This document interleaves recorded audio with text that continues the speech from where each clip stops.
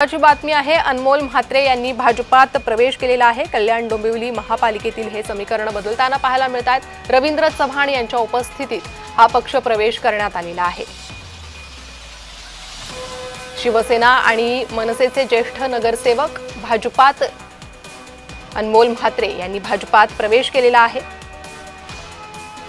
तर वामन म्हात्रे यांचे पुत्र अनमोल म्हात्रे यांनी भाजपात प्रवेश केलेला आहे। प्रदेशाध्यक्ष रवींद्र चव्हाणांच्या उपस्थितीत हा पक्ष प्रवेश झालेला आहे।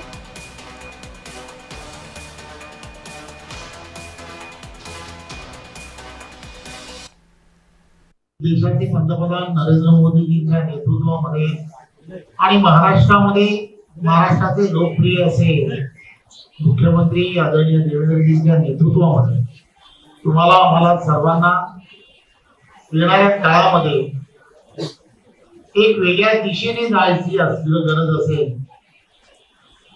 या शहराला एक वेगळी पारदर्शकता आणायची जर असेल तर भाजपाशिवाय पर्याय नाही।